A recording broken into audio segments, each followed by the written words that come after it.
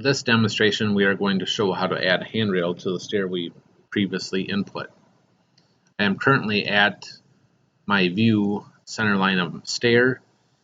If I were to input the handrail at this current location, the handrail would show up at the center line of the stair. So first, I want to change my depth so I get to the location of the handrail at the center line of the C10 by 15.3 channel. So to do this, let's go up to the top here to your relative depth, and let's go negative would take us into the screen. Negative 24 would be half of your stair, 4-foot wide stair, and half of your channel is 1 5/16. So let's go negative 25.3125 inches. And now I should be at basically the center of that channel. So to add in a handrail, we'll go up to Model, Member, Add, and then we'll go to Prompt for Material Type, or F2.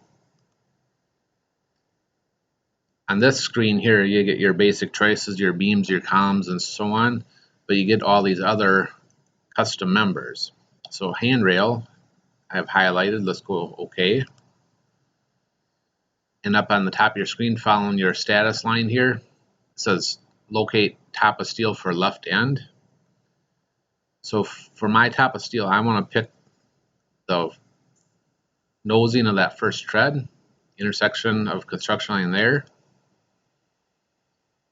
and then zooming back out.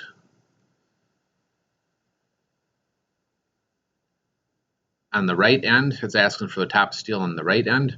My right end following my nosing line up to where my top of my tread, or in this case it'll be my nosing of my grating, will be located there. Now next it's asking for, on your reference line, locate top of steel for left end return. On my left end I am not going to have a return, so I'm just going to pick my right button for return. Now your status line says locate top of steel for right end return. My right end return here, I want to pick this point here, which is actually a construction line that I previously input. That is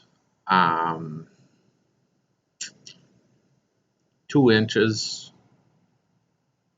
inch and a half from grid line B.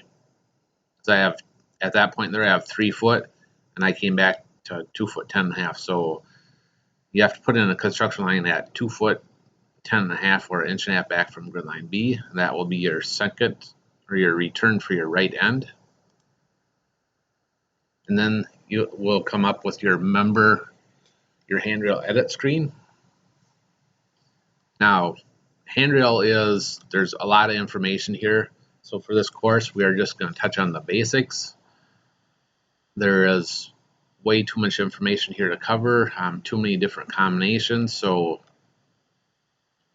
first of all, for our style, we want to go with, you have empty, mesh, and pickets. For this here, we are going to use pickets. Then let's go through, and for add a toe plate, we want no toe plate. We want to add a grab bar. If that is not highlighted or check that box. For your left end, you want to have a post, and your right end, you want to return.